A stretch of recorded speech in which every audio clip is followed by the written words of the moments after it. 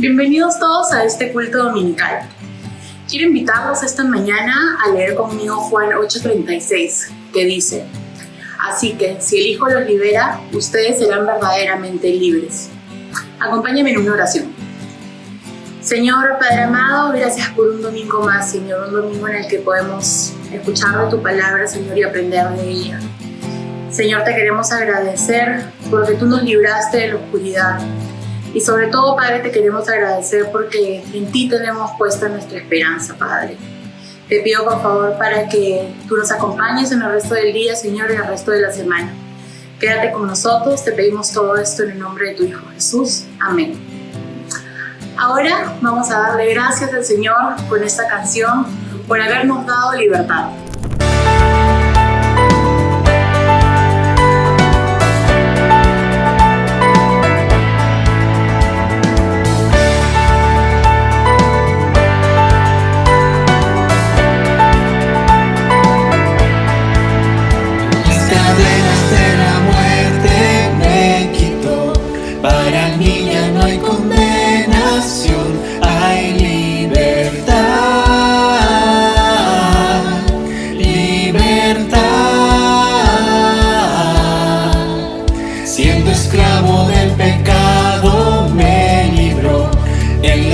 Compró mi redención y libertad.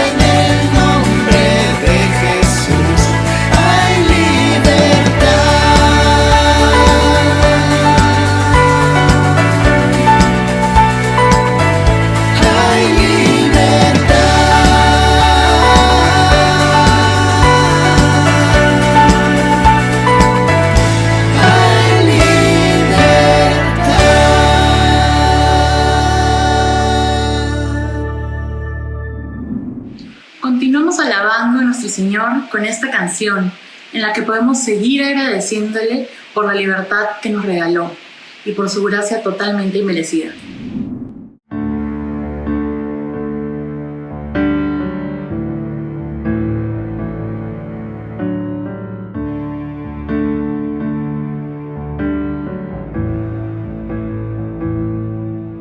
Sublime gracia del Señor, que a un pecador salvó. Fui ciego, mas hoy veo yo, perdido y Él me halló. Su gracia me enseñó a tener mis dudas ahuyentó. Oh, cuán precioso fue a mi ser cuando Él me transformó. De mi maldad me liberó, mi Salvador me rescató, y como el mar fluye su amor, sublime gracia y amor.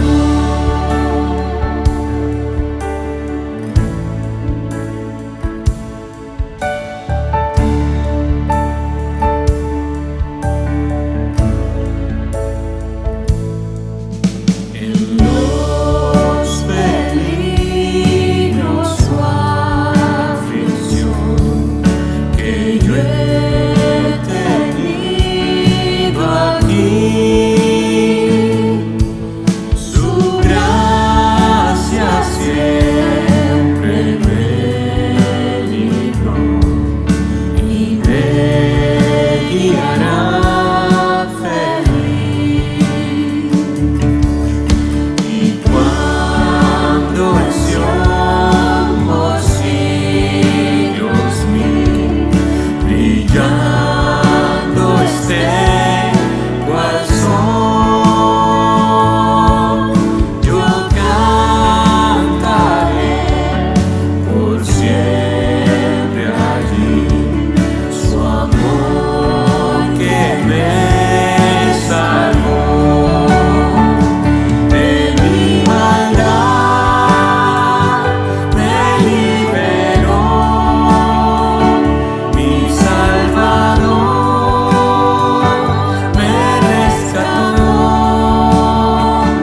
y como el mar fluye su amor, sublime gracia y amor. De mi maldad me liberó, mi Salvador me rescató, y como el mar fluye su amor, sublime gracia y amor.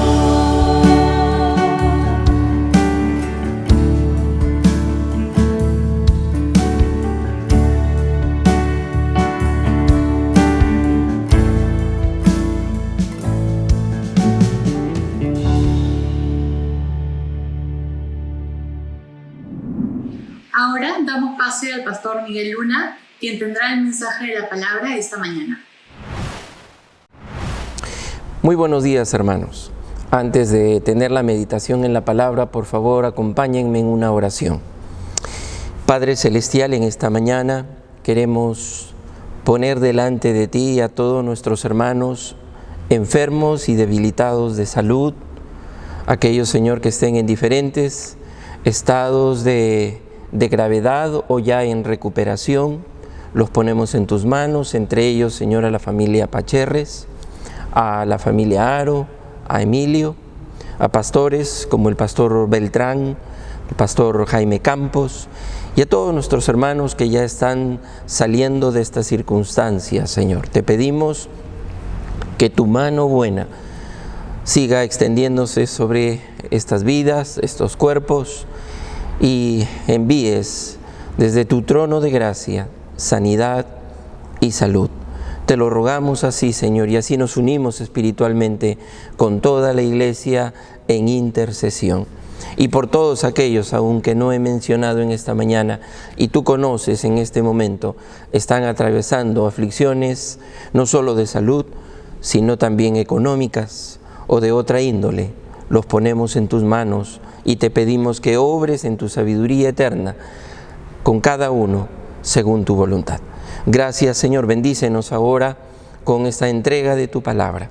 Te lo rogamos en el nombre de Jesús, nuestro amado Señor. Amén. Amén.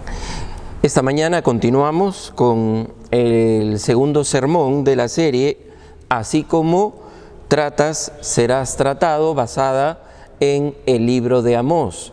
Y el día de hoy vamos a meditar en el tema Evita el enojo desmedido, que está inspirado en el libro de Amós, en los versículos, capítulo 1, versículos 9 al 12. Se los voy a leer a continuación.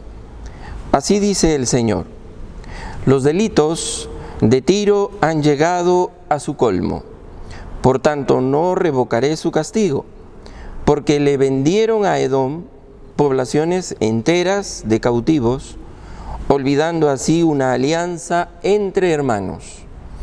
Yo enviaré fuego contra los muros de Tiro, que consumirá sus fortalezas. Así dice el Señor: los delitos de Edom han llegado a su colmo. Por tanto, no revocaré su castigo, porque sin mostrar ninguna compasión, persiguieron con espada a su hermano, porque dieron rienda suelta a su ira y no dejaron de alimentar su enojo. Iniciemos con algunos antecedentes acerca de Edom. Los edomitas eran descendientes de Esaú. Recordemos que Esaú era el gemelo de Jacob, el hermano gemelo de Jacob. Abraham, como sabemos, engendró a Isaac, e Isaac engendró con Rebeca a Jacob y Esaú. El relato bíblico cuenta que desde el mismo vientre Jacob y Esaú ya estaban compitiendo, tanto así que Rebeca podía sentir esa confusión durante su embarazo. El texto bíblico nos dice: pero como los niños luchaban dentro de su seno, ella se preguntó: si esto va a seguir así, ¿para qué sigo viviendo? Entonces fue a consultar al Señor y Él le contestó: 2 naciones hay en tu seno, 2 pueblos se dividen desde tus entrañas. Uno será más fuerte que el otro, y el mayor servirá al menor. Esaú nació primero, pero cuando su gemelo Jacob nació, dice Génesis que él salió agarrado del talón de Esaú. Y ahí empieza toda una larga historia de competencias y de problemas entre ellos. Creo que todos sabemos que hermanos y hermanas de la misma sangre pueden competir entre sí, pueden discutir y pelear entre sí, y a veces pueden llegar a ser groseros también entre ellos. Si ustedes son padres con varios hijos en casa, o si tienen o tenemos varios hermanos, seguramente hemos participado, hemos sido testigos de esto. Lamentablemente, a veces la rivalidad puede convertirse en algo más que solo en una sana competencia. A veces aquellas rivalidades se convierten en heridas duraderas que dañan la relación de una manera continua. Incluso pueden tornarse muy violentas. El pasaje bíblico de Amós que acabamos de leer nos recuerda que la rivalidad entre los hermanos Jacob y Esaú fue demasiado lejos, extendiéndose y perpetuándose el conflicto a las generaciones subsiguientes. Jesús nos advertía y llegó a decir que en el futuro, decía él, podría ser muy posible que un hermano no creyente persiga a su hermano creyente. Dice el texto, el hermano entregará a la muerte al hermano, y aún habla del padre al hijo. El pasaje de Amós que hoy nos interesa mirar muestra el resultado del conflicto entre estos dos hermanos gemelos, Esaú y Jacob. A lo largo de la historia vemos a Edom. ¿Quiénes eran los de Edom? Los de Edom eran los descendientes de Esaú, que están siempre persiguiendo y asesinando a sus hermanos de sangre. ¿Cómo comenzó todo esto? El Nuevo Testamento describe a Esaú como profano e impío y dispuesto a vender su primogenitura por una comida. Y de que nadie, dice Hebreos, sea inmoral ni profano como Esaú, quien por un solo plato de comida vendió sus derechos de hijo mayor, historia que todos conocemos, ¿verdad? La primogenitura era un asunto de gran importancia, no solo porque abarcaba la herencia de riquezas materiales, sino porque también significaba la preeminencia espiritual en línea directa con la bendición dada en un principio a Abraham, el abuelo, y el que recibía la primogenitura debía ser o convertirse en un sacerdote de la familia. Entonces estamos hablando no solo de bendiciones, también pesaban responsabilidades sobre el poseedor de la primogenitura. El que la heredaba, el que era acreedor de la primogenitura debía ser el sacerdote de su familia, el guía espiritual. Debía dedicar su vida al servicio de Dios. El primogénito tenía una bendición especial por ser el que abría la matriz de la madre. Pero tal bendición implicaba algo más. Era una fuerza vital, una bendición del mismo Dios sobre la persona receptora, una prenda de fecundidad, una promesa de descendencia y de herencia de la tierra, que afectaba la fecundidad, la riqueza, la fuerza y la garantía de protección frente a los enemigos. Es entendible por qué Jacob deseara con todas sus fuerzas conseguir la bendición, no siendo él el mayor. Sin embargo, aunque consigue Jacob la bendición, también logra que su hermano mayor Esaú jure por su vida que lo mataría y que en medio de su molestia esté completamente decidido a hacerlo, y allí se inicia esta gran guerra.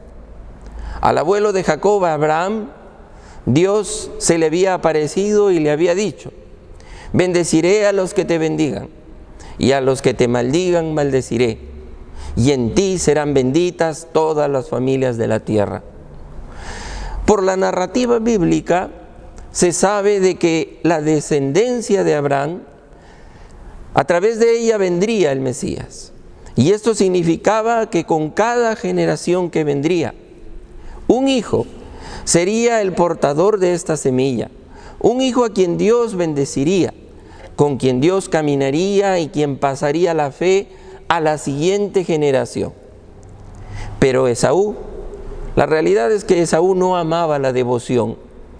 Las exigencias espirituales que acompañaban al rango de primogenitura seguramente podrían haberle resultado una restricción, un yugo pesado. Para este cazador, no como era él, de alma libre, que se iba a las montañas, inclinado a la complacencia y a las decisiones prácticas e inmediatas, como lo que hizo con su primogenitura. Si hay hambre, nada como un buen plato de lentejas. El equivalente peruano a que en medio del calor de la playa y de la arena, un buen ceviche con su Inca Kola bien helada para el calor del desierto. Le dice a su hermano: me estoy muriendo de hambre. Claro, esto es definitivamente una exageración. ¿Para qué pues me servirá la primogenitura? Así miraba él aquello que le correspondía. Su hermano Jacob significa el suplantador, no perdió la oportunidad y entonces, por un plato de comida, Esaú se deshizo de su primogenitura y confirmó la transacción mediante un juramento. Esaú hubiera podido conseguir alimento en ese momento, a pesar de su hambre voraz, porque en el campamento de su padre él podría haberlo hecho, pero el aroma irresistible de esas lentejas, yo supongo, ¿no? El relato bíblico no lo dice, acompañadas de un jugoso lomo saltado flameado al wok, ¿no? Una exquisitez del chef Jacob, sirvieron para moverlo y él inmediatamente procurar satisfacer ese deseo del momento. Y así despreció insensatamente la gloriosa herencia que Dios mismo había prometido a sus padres. Todo su interés se concentraba en el momento presente. Estaba dispuesto a sacrificar lo celestial por lo terreno, a cambiar un bien futuro por un placer momentáneo. ¿Cuántos de nosotros, aún hoy, por este insensato placer, incorrectamente llamado libertad, podríamos vender nuestro derecho a tener una herencia, al derecho de ser llamados hijos de Dios? Sometido siempre a los estímulos exteriores y terrenales, Esaú se casó, dice la Biblia en el Antiguo Testamento, con 2 mujeres de las hijas de Het que adoraban a dioses falsos, y su idolatría causaba amarga pena a su padre Isaac y a su madre Rebeca. Ese era Esaú. Esaú había violado una de las condiciones del pacto que prohibía el matrimonio entre el pueblo escogido y aquellos que eran paganos. Pero Isaac no vaciló de todas maneras en su determinación, digamos, de bendecir al primogénito. Sin embargo, Esaú, con ese deseo de darse los gustitos, ¿no? Bueno, tampoco hay que ser tan fanático, tiró por la borda su primogenitura y luego también con ello toda su vida espiritual. Luego de que Jacob lograra con engaños, fingiendo ser Esaú, como lo sabemos en la historia, tan pronto dejó la tienda de su padre, dice el relato que entra Esaú a procurar la bendición de Isaac su padre, aunque había vendido ya su primogenitura y confirmado el cambio con un juramento con su hermano. Ahora de pronto estaba decidido a conseguir sus bendiciones. Esaú había menospreciado la bendición y ahora se le había escapado para siempre y deseaba poseerla.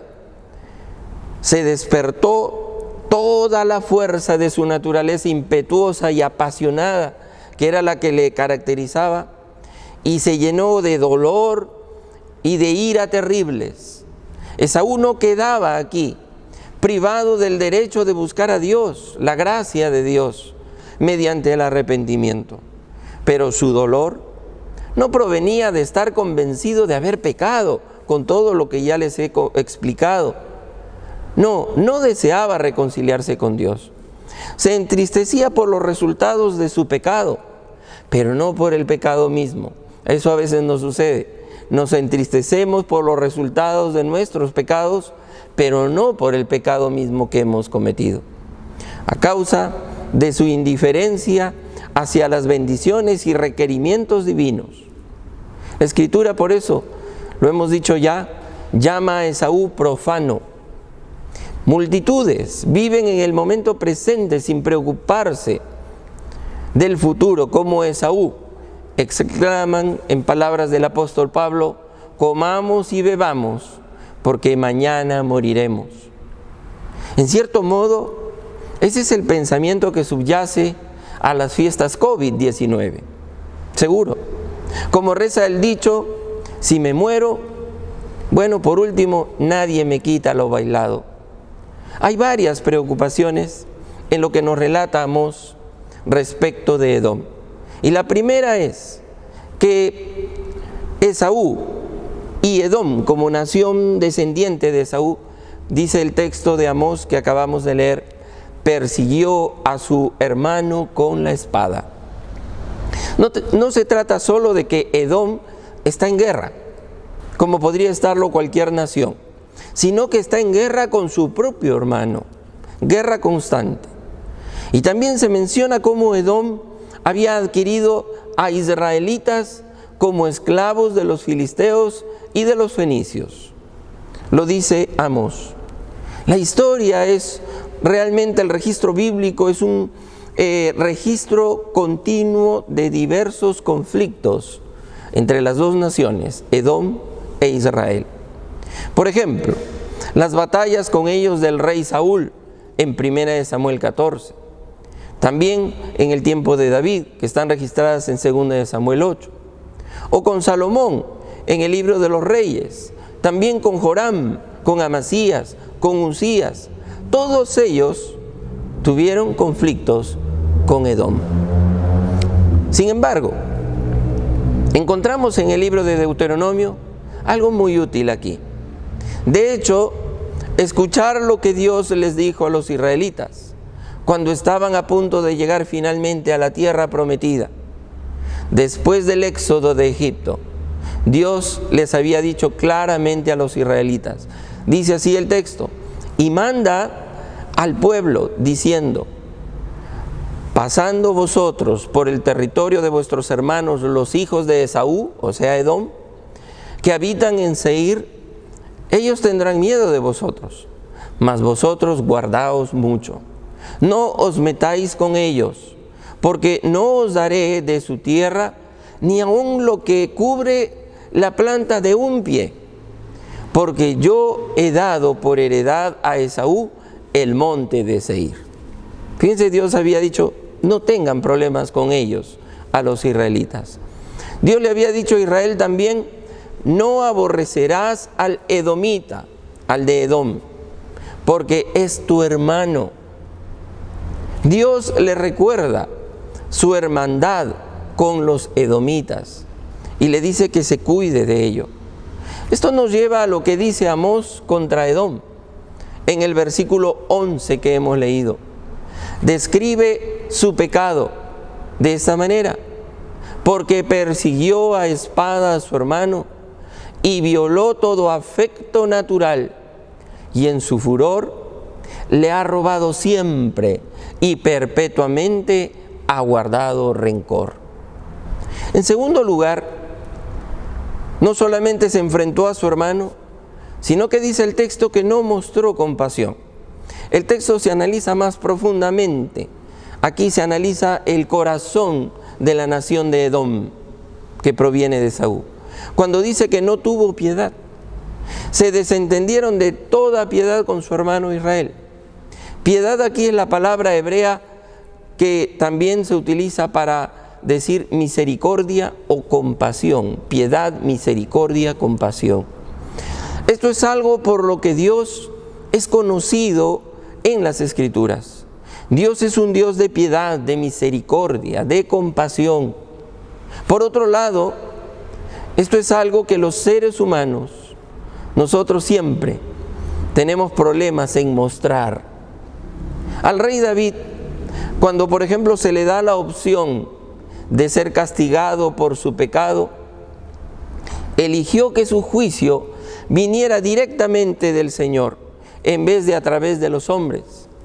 Su razonamiento, el razonamiento de David era, estoy entre la espada y la pared, pero es mejor que caigamos en las manos del Señor, porque su amor es grande, y no que yo caiga en las manos de los hombres.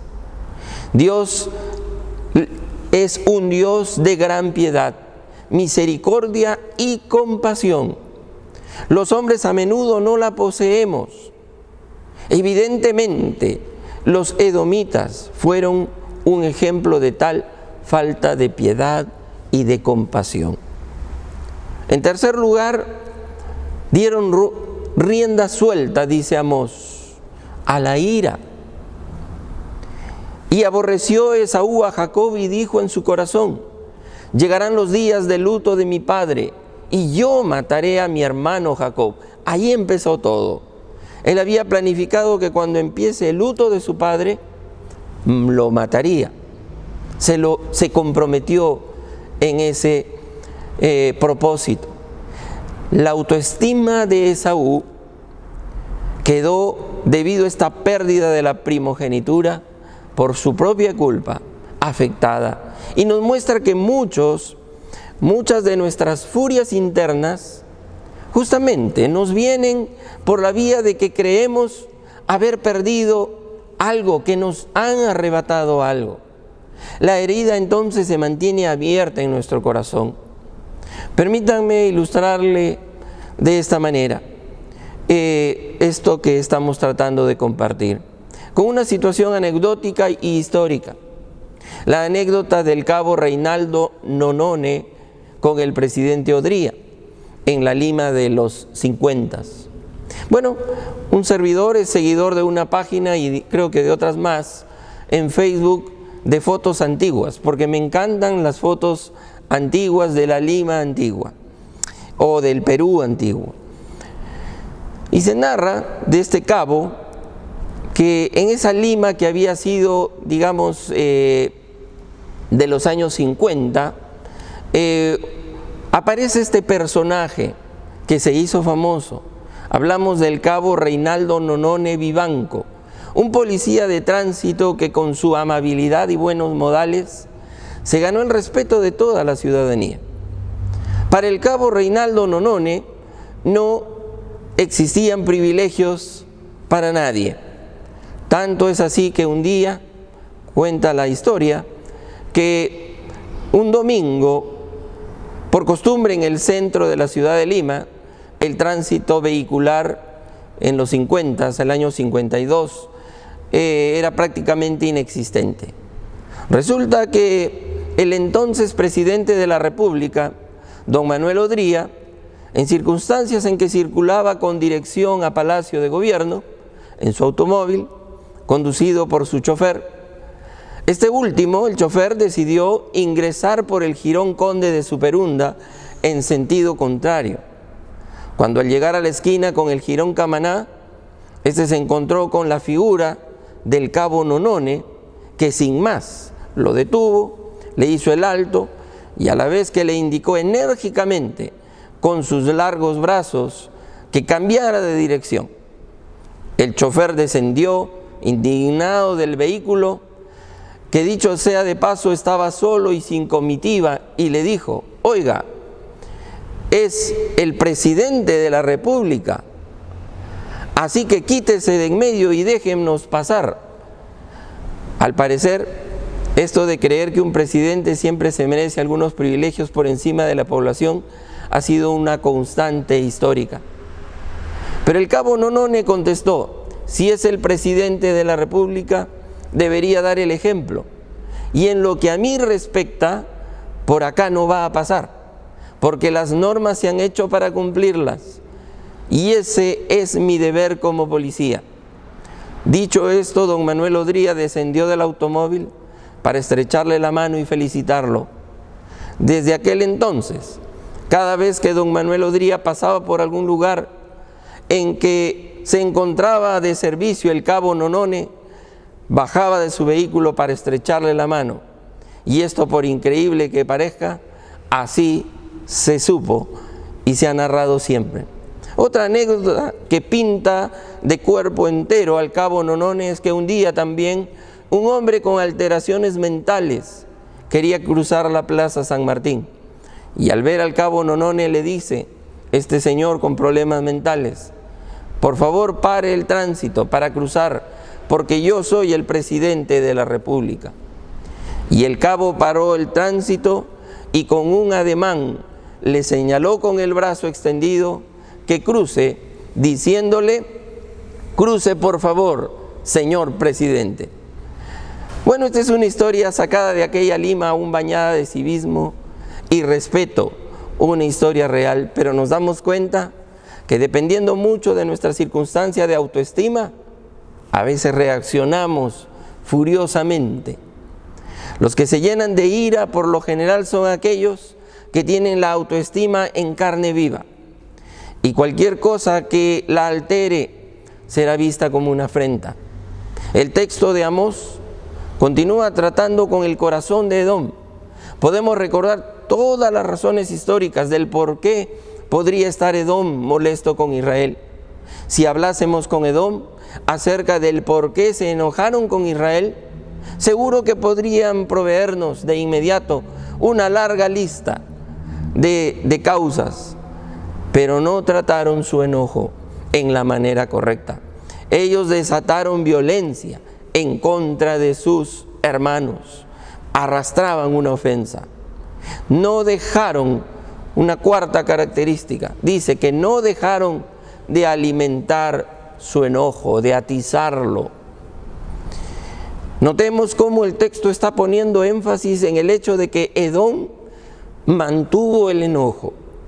Su enojo y su ira nunca terminaron, fue algo continuo, perpetuo, algo que siguió su curso en la historia. Recordemos cómo las Escrituras nos dicen que no dejemos que el sol caiga sobre nuestro enojo. No debemos aferrarnos a la ira. Se supone que debemos reconocer nuestro enojo y buscar abordarlo de una manera justa. El uso adecuado de la emoción de la ira en los conflictos puede ser un poderoso aliado, porque la ira viene, ¿ok? Pero esta intensa emoción nos puede ayudar a promover la solución de los problemas y la reconciliación real en las relaciones, como sucede en las artes marciales, cuyas técnicas se apoyan en la fuerza del contrario, desequilibrando al oponente con la misma fuerza que él tiene. De lo que se trata es de desviar el golpe, ponerle un poco de mi fuerza y proyectarlo hacia otro punto. Pero si mantenemos la ira con nosotros, ello se convierte entonces en amargura y deviene en violencia. Edom parece que no supo cómo apagar su ira. Su enfado era un rencor tras rencor. No hubo suficiente venganza que podría satisfacer sus demandas. Un ejemplo de esta actitud de Edom se encuentra registrada en Números 20. Y fue cuando Israel estaba tratando de instalarse en la tierra prometida, como lo decíamos al inicio. Y Israel necesitaba pasar pacíficamente a través del borde de sus fronteras, en el camino a la tierra prometida. Y amablemente hicieron la petición a Edom antes de pasar, pero Edom se rehusó. Dice el texto: no pasarás. Eso fueron lo que dijeron los edomitas: no pasarás por mi país, de otra manera saldré contra ti armado. Israel intentó alegar con ellos y asegurarse de sus intenciones pacíficas, pero según Números 20:20, Edom continuó negándose y luego salió con muchos hombres armados para atacarlos. Ese evento inicial entre las dos naciones muestra el corazón de Edom hacia Israel, su hermano, que se describe aquí en el libro de Amós. Y créanme que si le echamos un vistazo a todas las identidades nacionales en el mundo, por lo general las encontramos en muchos de los casos, seguramente con honrosas excepciones, asociadas a culturas de resentimiento, a tradiciones de enemistad nacional. En esa misma página de Facebook donde encontré la foto del Cabo Nonone, también, y luego de leer todos los comentarios de civismo, de alegría sobre el Cabo Nonone, a alguien se le ocurrió colgar un par de fotos sobre la invasión chilena.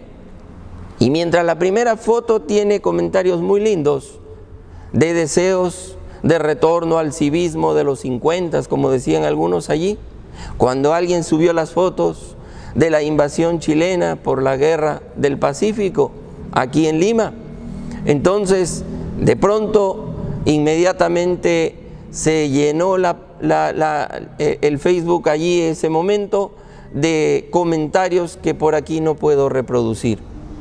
Naciones que tenemos heridas, familias que tenemos heridas, personas que tenemos heridas, ciudades, naciones, etnias. Y eso lo vemos cuando nos enfrentamos en partidos de fútbol, ¿verdad?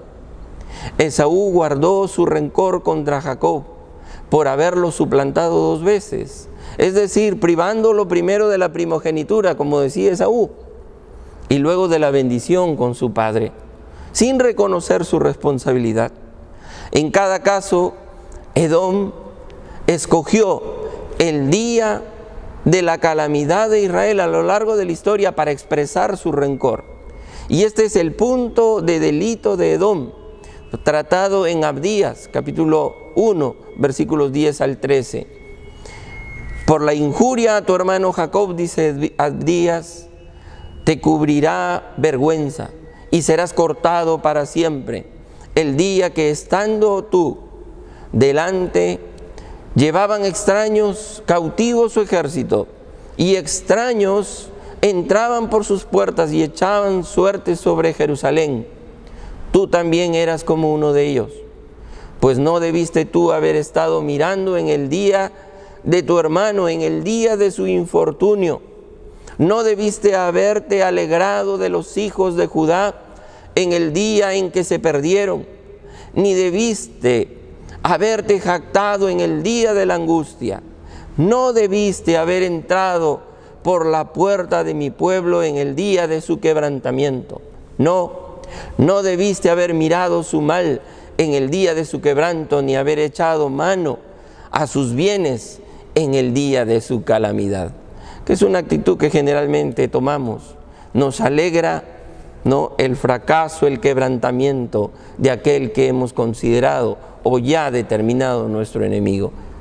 Dios castiga a los hijos, a los descendientes de Esaú, no por el pecado de Esaú, sino por el suyo propio, que colma la medida del delito de sus padres, ya que los hijos generalmente siguen en los pasos de sus padres y hasta a veces exceden el pecado de ellos.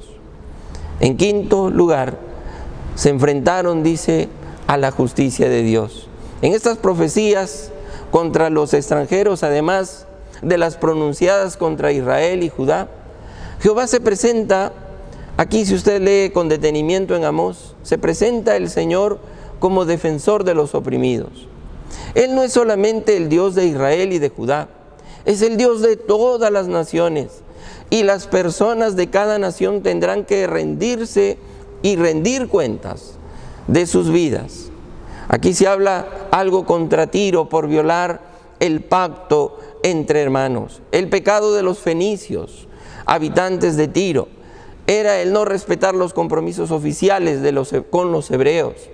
Desde la época de Salomón había existido un pacto de hermanos entre ellos y los israelitas. Todos los pueblos del Medio Oriente realmente tienen cierto parentesco, aunque muchos no lo reconocen hoy. A través de los siglos les ha sido difícil cumplir con sus compromisos entre sí. Contra Edom por su odio indescriptible, como está registrado en el libro de los Reyes. Su especialidad era el saqueo. Cada vez que los hebreos fueron derrotados por algún enemigo extranjero, ellos llegaban enseguida a saquear a los israelitas víctimas del ataque. No hay odio más terrible que el odio entre hermanos, que hayan olvidado el amor. Esto lo hemos visto en las guerras civiles que han afectado a nuestro mundo a través de los años. Dios es un Dios lleno de piedad y misericordia. Sin embargo, la Escritura también habla de cómo Dios, en su justicia, levanta su juicio contra Edom. Esencialmente eso es lo que está sucediendo aquí hoy en Amós. Uno se puede preguntar, ¿se justifica la ira y el castigo de Dios contra Edom? La ira de Dios no es contraria a su compasión de la que estábamos hablando. Dios está lleno de compasión y sí, se enoja, pero Él lo hace en los tiempos correctos y en las formas correctas, sin dejar de ser justo y misericordioso. En Dios no hay tal cosa como una contradicción entre la compasión y su ira. Podemos ver esto en los Salmos. Allí se asume esta pregunta: ¿se habrá olvidado Dios de sus bondades y en su enojo ya no quiere tener compasión? Se pregunta Asaf en el Salmo 77. Allí la palabra hebrea misericordia es la misma palabra para piedad aquí en Amós. Así el salmista ubica sus preguntas entre estas dos categorías, la ira y la compasión. Él llama a Dios para que cambie su ira por piedad. Eso es lo que Edom tenía que haber hecho. Podían estar enojados, pero con piedad, con misericordia y compasión. Encontramos un contraste similar en Efesios, cuando dice: quítense de vosotros toda amargura, enojo, ira, gritería, maledicencia y toda malicia. Antes, sed benignos unos con otros, misericordiosos, perdonándoos unos a otros, como Dios también os perdonó a vosotros. Este pasaje nos dice a los creyentes qué hacer con nuestro enojo. No dice que está prohibido enojarnos. Simplemente no podemos almacenar nuestro enojo, aferrarnos a él. Tenemos que ocuparnos de ello.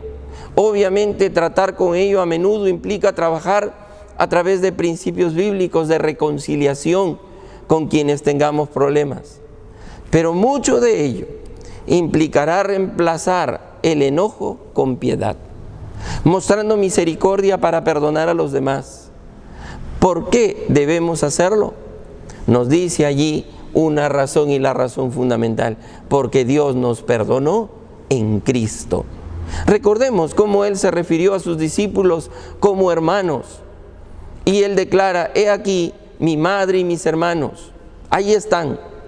Porque todo aquel que hace la voluntad de Dios, ese es mi hermano y mi hermana y mi madre.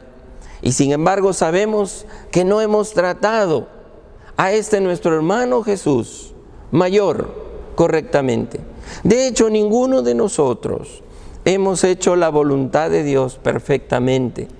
Jesús esencialmente ese hermano mayor que fue ofendido y traicionado por sus hermanos menores. Él no montó en cólera y en ira, sino que vino con piedad y misericordia y fue el objeto de la ira y el juicio de Dios. Él vino incluso con el fin de apartar la ira de Dios de nosotros por nuestro pecado. Jesús vino y logró esto a través de la cruz. En Jesús la misericordia y la compasión ha triunfado sobre la ira que pendía sobre todos nosotros. Esto nos debe alegrar. Así pues, todos los que se han arrepentido los que nos hemos arrepentido de nuestros pecados y puesto nuestra fe en Jesús, somos los hermanos y hermanas menores del Señor. Somos coherederos con Él, dice Pablo, en Cristo, adoptados en la familia y en el hogar de Cristo. Alabemos a nuestro hermano mayor, el primogénito de entre los muertos, en medio de muchos hermanos. Dice el pasaje: porque a los que Dios conoció de antemano, también los predestinó a ser transformados según la imagen de su Hijo, para que Él sea el primogénito entre muchos hermanos. Entonces, ¿cómo tratar a un hermano o familiar que nos trata mal? ¿Guardaremos para siempre nuestro enojo? ¿O vamos a tener piedad? Mostremos la compasión de Dios que hemos conocido a través de la cruz. Jacob no fue perfecto en su trato con Esaú. Seguramente también hemos pecado contra nuestros hermanos terrenales y otros seres queridos. Quizá hemos generado algunos enojos e iras. En ese caso también debemos llegar a ellos en piedad, misericordia, reconociendo nuestros pecados y defectos hacia ellos. Necesitamos mostrar lo que significa ser cristianos, no mostrar que somos perfectos. Somos pecadores salvados, por la gracia, aun cuando confesamos nuestros pecados y miramos de volver a nuestros hermanos por el camino de Cristo. Estamos llamados a ser los pacificadores en la familia. Incluso si queremos si alguien quiere poner una espada contra nosotros, sigamos mostrando la misericordia de Cristo.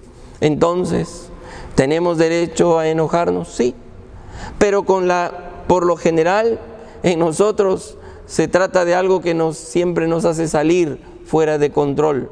Pero el enojo no es necesariamente un pecado en todos los casos. Pero como tiene la tendencia a descontrolarnos, necesitamos cuidarnos. Incluso en algunos casos es bueno enojarnos con nosotros mismos. Frente a tantas veces que nos dijeron que no hagamos algo, esto o aquello, por nuestra testarudez y terminamos fallando. O incluso enojarnos contra otros cuando el motivo de una respuesta al mal que se está causando. Tenemos hoy una población enojada, molesta. Es natural. El que no se enoja ante el pecado es partícipe de este, porque el pecado es despreciable. Dios mismo se enoja a diario con los malvados. El Salmo 97:10 dice: el Señor ama a los que odian el mal. Él protege la vida de sus fieles y lo libra de manos de los impíos. A veces nos irritamos con nuestros hijos, nos enfadamos con nuestros empleados, nos enfadamos con nuestro cónyuge. Nos damos cuenta en algún momento que este enfado ya dejó de honrar a Dios, sino que más bien evidencia que nuestro antiguo y malvado corazón ya intenta recuperar control en nosotros mismos. Entonces, cuando el Espíritu Santo nos dice: a ti y a mí ya te saliste de este enojo que podría ser, bueno, debemos de resistirnos, no tirar la toalla. Necesitamos en esta área ser más que vencedores por medio de aquel que nos amó. No podemos decir: ese es mi temperamento, así soy yo, y colocamos inmediatamente nuestras debilidades naturales como excusa para pecar.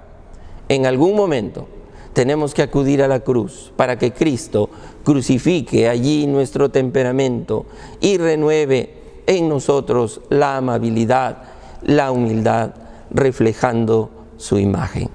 Que Dios les bendiga, queridos hermanos, en la aplicación a todos nosotros de su palabra.